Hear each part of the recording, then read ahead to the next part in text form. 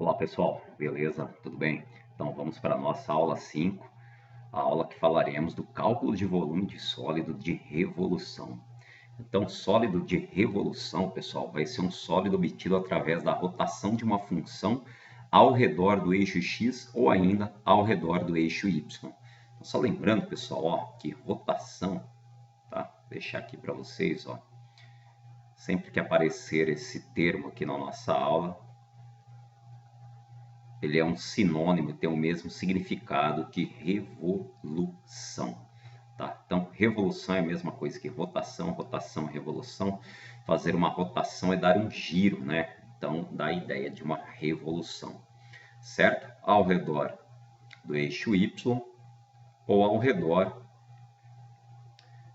do eixo X. E fazendo esse procedimento, veremos nessa aula que um trecho de uma função, de um segmento, ele vai gerar um sólido muitas vezes irregular, e nós estaremos interessados no volume desse sólido. E para calcular o volume desse sólido, certamente veremos aqui nessa aula que vamos ter que utilizar integral.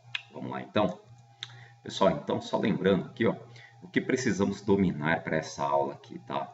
Nós precisamos compreender a integral definida.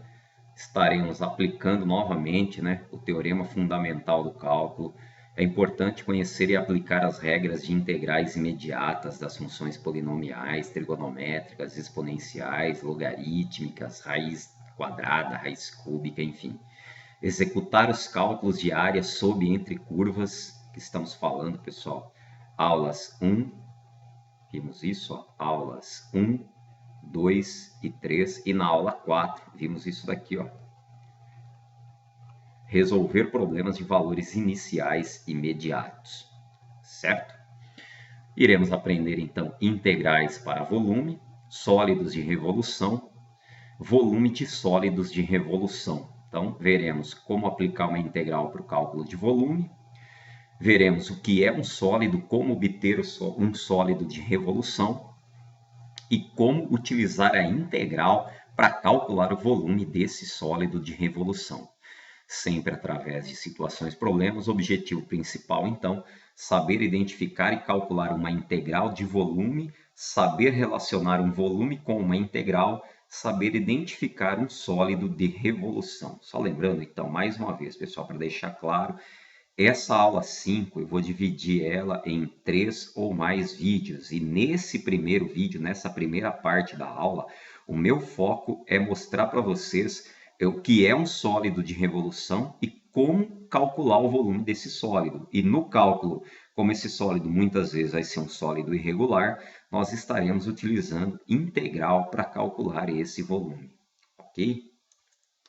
Bom, uma introdução aqui, pessoal. Aplicando a geometria euclidiana, então, podemos ver que é muito simples encontrar o volume de um cilindro ou de um cubo.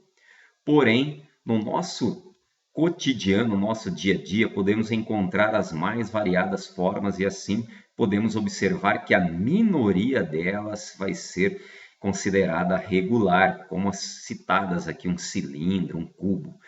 Essas formas são tão comuns, as formas de sólidos irregulares são tão comuns à nossa volta, podem ser expressas através de funções matemáticas, mas a pergunta então é como resolver essas funções matematicamente a fim de se encontrar o volume dessas formas, né? Então imagina, pessoal, que você tem aí uma curva e de repente, se você rotacionar, vou pegar aqui como exemplo o eixo Y, se você rotacionar essa curva ao redor aqui em torno do eixo Y, você vai ter aqui um sólido irregular. E aí, como é que faríamos para calcular o volume desse sólido, né? Porque se nós temos um cilindro, se nós tivermos um cilindro, né? Lembrando que o volume do cilindro, esse nós sabemos, né? É a área da base, que é a área de um círculo, vezes a altura do cilindro, ok? Se nós temos um cubo, é muito simples calcular o volume de um cubo, né? Basta pegar o valor da aresta do cubo e elevar ao nome da figura aí, elevar ao cubo. Mas, e aí, se o nosso sólido é irregular? Como fazer, pessoal? Bom, então aqui nós veremos nessa aula uma aplicação da integral que nos permitirá obter o volume de sólidos formados através da rotação, ou seja, sólidos irregulares dessa natureza aqui, ok? Bom, vou fazer uma descrição aqui da situação, problema da aula que vamos ter que encarar. Eu vou contar aqui uma historinha e essa história ela vai permear depois na aula 6, aula 7, aula 8, tá? E depois no próximo slide, aí sim a gente entra especificamente no problema da aula 5. Certo? Então, olha só, você trabalha em um escritório de engenharia civil que foi contratado para realizar um projeto de construção de um museu da matemática. Sabemos que um projeto como esse é composto por diversas etapas. Olha só, ele vai ter instalações de água, eletricidade, infraestrutura, superestrutura, cobertura, custos e outros aqui, né? O museu será composto por 7 pavimentos, com mezanino em estrutura metálica, elevador panorâmico central também em estrutura metálica, iluminação especial e ventilação sob dutos.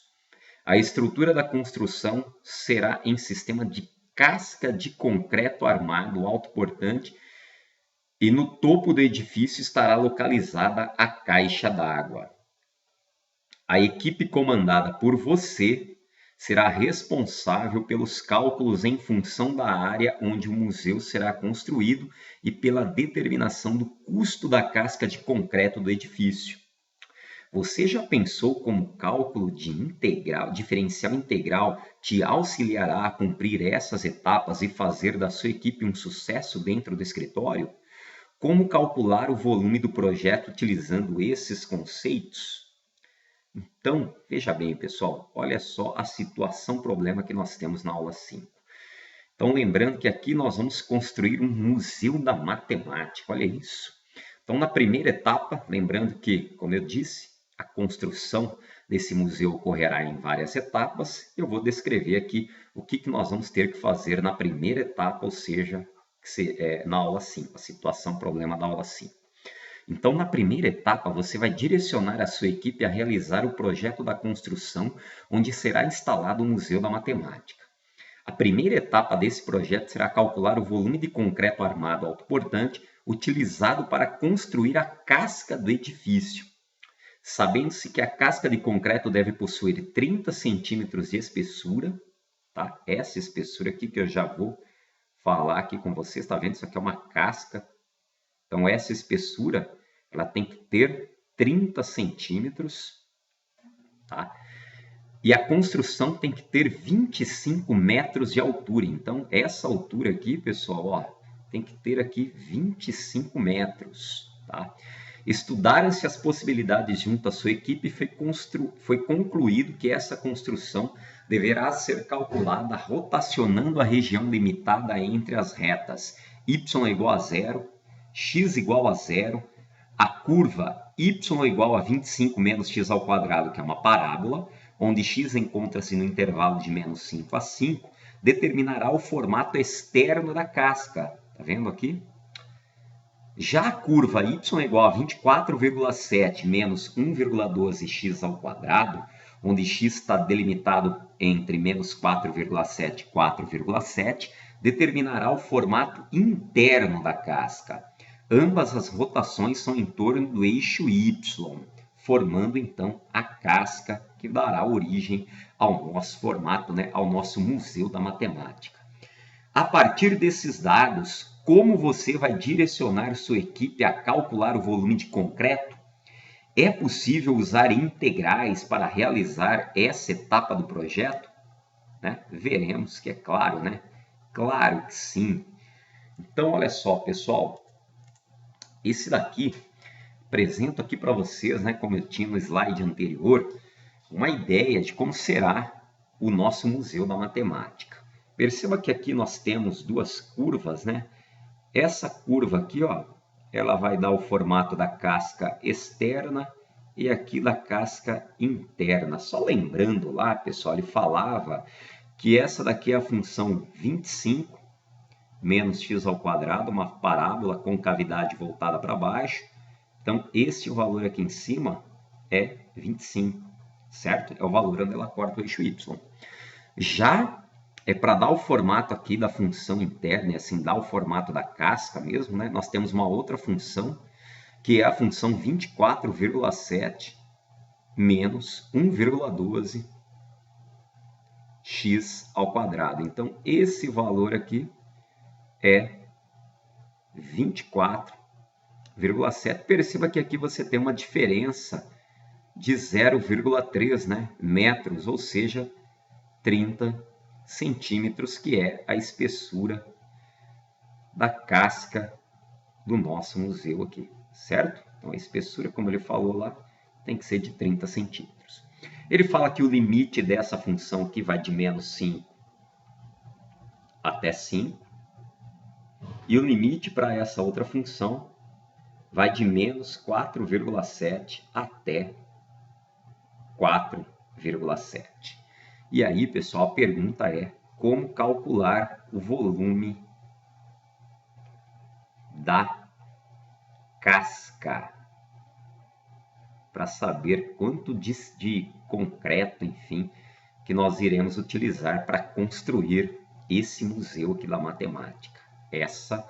Esse vai ser o trabalho da situação problema da aula 5. Estimando o volume com integrais. Pessoal, eu tenho aqui dois sólidos regulares. Eu tenho aqui um prisma hexagonal e eu tenho aqui um cilindro.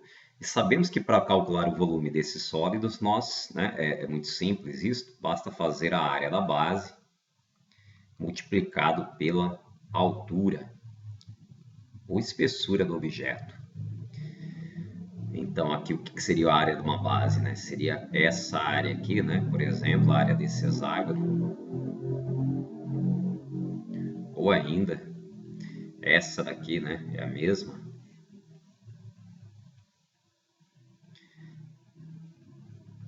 E essa área, sendo igual a essa, é o que nos faz concluir que esse sólido aqui ele é regular. E, portanto, ele tem uma fórmula única para calcular o seu volume, né? Que seria a área da base vezes a altura. Ele não é um sólido irregular. Qualquer corte que você faça aqui nesse prisma, você vai ter exatamente o mesmo hexágono sendo formado. O mesmo aqui para esse cilindro, né? A área da base aqui é esse círculo. A área da outra base, podemos dizer assim também, seria esse círculo, idênticos, né? E aí, se você fizer um corte qualquer nesse cilindro, você vai ter exatamente o mesmo círculo com o mesmo raio, o que nos faz concluir que esse também é um sólido regular e, portanto, existe uma fórmula aí para calcular o seu volume. Vamos utilizar essa ideia de tomar como uma secção, né? Tentar encontrar uma área entre os limites aqui que formam o sólido, para um sólido como esse daqui, um sólido irregular, como se fosse um pão de forma, um pão integral, enfim. Então, nós temos aqui um sólido irregular, tá? Faz de conta que nós temos as funções aqui que formam esse sólido. Eu tenho aqui um valor no eixo x, um valor no eixo x também, aqui x valendo a, aqui x valendo b. Digamos que seria para esse valor aqui, esse daqui para este valor, enfim. Para esse valor, digamos que seria o limite inferior, eu tenho no meu sólido essa área aqui, ó. E para esse valor B eu tenho essa área, não necessariamente igual àquela primeira, né? Não dá para garantir que essa área é igual a essa, tá? E aí eu tenho aqui, pessoal, a ideia do que nós podemos fazer para obter o volume desse sólido aqui. Como é que eu posso pensar numa estratégia para calcular o volume desse sólido? Lembrando que é um sólido irregular, né? Como que eu posso aqui pensar numa estratégia que me dá este volume aqui? Bom, a ideia aqui seria o seguinte, pessoal. Se pudéssemos, né, de alguma forma, calcular o volume de cada uma dessas fatias aqui. Então, por exemplo, eu venho aqui e calculo o volume dessa fatia. Eu venho e calculo o volume dessa outra fatia, dessa fatia aqui também. calculo o volume dessa fatia, dessa última fatia, vou calculando o volume de todas essas fatias, até eu esgotar com todo esse sólido aqui, ou seja, até calcular o volume de todas essas fatias. Bom, há de concordar comigo que se eu pegar e somar o volume de todas essas fatias, então, se eu executar uma soma dos volumes das fatias, eu vou conseguir, enfim, calcular, né, o volume desse sólido aqui. Certo? Se eu calcular o volume de cada uma das fatias e depois somar, eu vou ter o volume do sólido calculado. Certo? É indiscutível que esse raciocínio está correto. Calculo o volume das fatias, somo todos, eu tenho o volume do sólido. Vamos lá, vamos continuar com essa ideia então. Bom, esse plano ele me dá a ideia de um corte. Então, ao cortar, eu tenho aqui a formação de uma área, certo? E essa área ela vai ser representada por A de x. Esse xk é um valor no eixo x qualquer, variando entre A e B, certo? Então, eu peguei aqui um valor qualquer entre A e B, chamei ele de xk. Bom, fiz um corte e eu vou pegar aqui uma espessura da fatia. Aqui está o xk, certo? Aqui está o xk. Então, eu pego aqui uma certa espessura.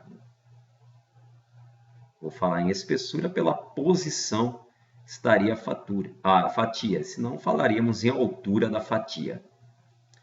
Ok? Então, temos aqui a espessura da nossa fatia. Bom, desse lado eu tenho a área. Desse lado eu tenho a espessura. E o que acontece se eu multiplicar um valor pelo outro? Acontece que eu vou ter o volume. Acontece que eu vou ter o volume dessa fatia aqui, tomando por base essa área AX de K e essa espessura ΔX. Então, o volume de uma fatia nós podemos expressar desse jeito aqui. Concorda comigo, pessoal? Que o volume de uma fatia vai ser AXK vezes a espessura da fatia ΔX, certo? Agora, perceba que eu posso aplicar esse procedimento até esgotar todo o sólido aqui. Para cada vez que eu tomar uma secção, eu consigo ter uma espessura, consigo obter uma espessura. Se eu tenho uma área, tenho uma espessura, eu tenho o volume dessa nova fatia até, repetindo, esgotar todo o sólido.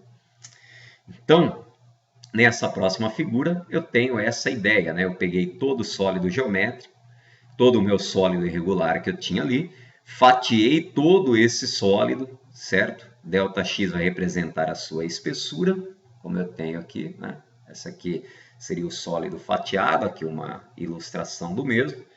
E aí é o seguinte, né? Se eu pegar, então, por exemplo, para essa fatia aqui, esse volume, como que eu posso calcular esse volume? Esse volume vai ser a área dessa fatia vezes a espessura dessa fatia. O mesmo eu posso aplicar para essa outra fatia aqui. O mesmo eu posso aplicar para essa outra fatia. Indefinidamente, eu posso aplicar esse raciocínio para todas as fatias. E se a minha ideia é ter o volume do sólido, nós aprendemos aí uma ferramenta da matemática que soma valores. Nesse caso aqui, nós vamos somar essas situações aqui de área vezes a espessura. Só que essa espessura, pessoal, aí que está. Ela pode ser tão pequena quanto quisermos. Então, aqui ela vai ser representada por dx, um diferencial no eixo x. E aí, se eu somar todas essas áreas, né, sendo multiplicadas por essa espessura e fazendo essa espessura ser tão pequeno quanto a gente queira, nós vamos ter aqui o volume desse sólido de uma forma bem correta, bem próxima do que seria o real. Na verdade, aqui vai ser o volume exato desse sólido irregular. Então, um procedimento para obter o volume de um sólido irregular é esse daqui, ó. Vai ser a integral, limites de integração, onde começa o sólido, onde termina, ou pelo menos onde a gente quer que comece, onde a gente quer que termine, da área em função de x, essa área que vai me fornecer as áreas dessas secções transversais aqui nesse sólido para cada valor de x que eu escolher. Por exemplo, para essa fatia aqui, eu tenho A calculado no valor B. Para essa última aqui, eu teria A calculado no valor A. Para um valor qualquer, eu vou ter A calculado em um valor x de k qualquer aqui. Lembrando que esse valor está entre A e B. Beleza? Então, esse daqui é um procedimento que a gente pode aplicar para obter o volume de um sólido irregular. Vou falar agora sobre sólidos de rotação ou revolução. Então, eu tenho aqui uma função f de x qualquer. E a ideia, pessoal, é pegar essa função e rotacionar ela ao redor aqui do eixo x, certo? Depois veremos também que isso poderia ocorrer ao redor do eixo y. Bom, vou pegar aqui esse valor A, que seria o A, tá? Aqui seria o B no eixo x, certo? Se eu rotacionar mais ou menos aqui o simétrico dele, então eu vou ter aqui esse círculo. E aqui, mais ou menos aqui, vou ter esse outro círculo aqui, ó. Ok? Essa função se repetindo aqui embaixo. E aí nós temos o que a gente observa aqui, o sólido sendo formado. Perceba que esse sólido é irregular. Por que esse sólido é irregular? Se eu realizar secções, cortes nesses sólidos, para cada secção que eu realizar aqui, eu vou encontrar um círculo diferente como se eu tivesse, por exemplo, um cilindro, né? Nós acabamos de ver que se nós temos um cilindro, se você realizar secções, né, cortes, você sempre vai encontrar o mesmo círculo. Isso não vai acontecer aqui. Aqui você vai ter um círculo, aqui você tem um círculo maior, aqui você tem um círculo um pouco maior, aqui maior ainda, aqui um pouco maior, enfim. Você tem círculos diferentes, o que faz concluir, né, que esse daqui é um sólido irregular. A pergunta é, como calcular o volume desse sólido aqui? É aí que nós vamos utilizar aquela ideia que a gente viu na aula anterior, né? Então, a ideia da aula anterior era que o volume de um sólido, né, sendo limitados no eixo x por a e b, pode ser no eixo y também, vai ser o quê? A integral da função que me dá a área nos infinitos pontos aqui da função em relação ao eixo x e pode ser também em relação ao eixo y, né? É análogo, seria um A de y e aqui um dy. Então, continuando aí, pessoal, eu tenho aqui novamente uma função qualquer. Essa função ela foi rotacionada ao redor do eixo x, tá? Ela foi rotacionada ao redor do eixo x, aqui está o eixo y. E a nossa ideia agora é concluir uma fórmula utilizando integral para poder calcular o volume de um sólido qualquer obtido através de uma rotação, e não importa se é o eixo x ou se for o eixo y. Essa é a nossa ideia aqui para fechar essa primeira parte da nossa aula. Bom, nós vimos no slide anterior, pessoal, que o volume de um sólido qualquer, rotacionado, por exemplo, ao redor do eixo x, é a integral de A até B, os limites aqui do seu sólido, né? Senão ele fica infinito e aí não tem uma aplicação. Enfim, é a integral dos limites que formam sólido da função que me dá a área, né, das secções transversais nesses infinitos pontos aqui. Então, por exemplo, se aqui eu tenho um valor B, eu tenho aqui um raio. Para poder calcular esse raio, faz de conta que essa função aqui é f de x, tá? Para poder calcular esse raio, eu vou aplicar o valor B lá na função. Então, esse raio, posso concluir que ele é f de B. ok? E para isso, esse raciocínio eu posso aplicar para os infinitos pontos aqui nessa função. Então, se eu tenho aqui um valor a, por exemplo, esse raio aqui,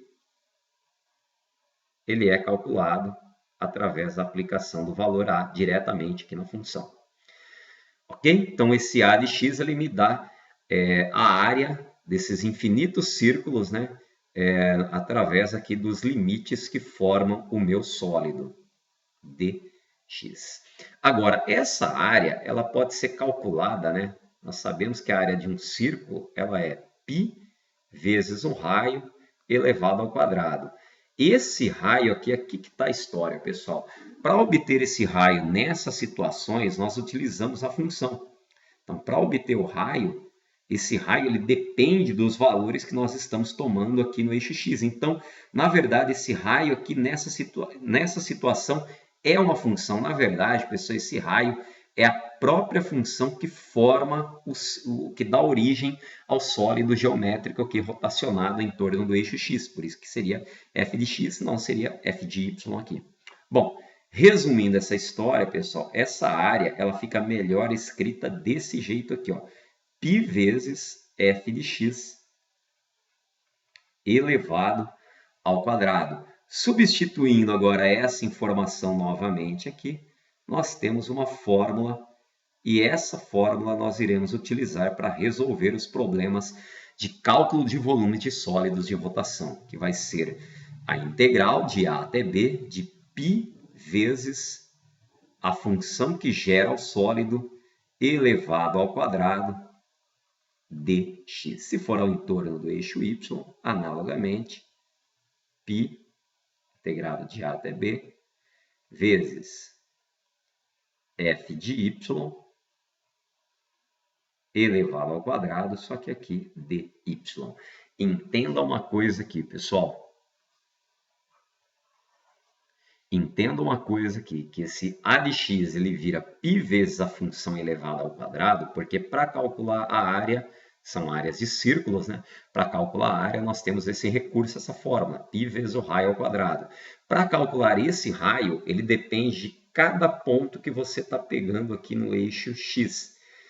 E para cada valor que você pega no eixo x, você vai ter um círculo diferente.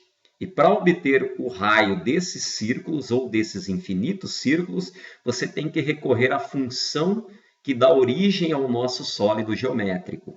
Por isso, então, que nós fizemos essa substituição e daí essa fórmula mais genérica aqui. Então, para calcular o volume de qualquer sólido geométrico obtido através de uma rotação, não importa se é eixo x ou eixo y, é π vezes a função elevada ao quadrado vezes dx ou dy.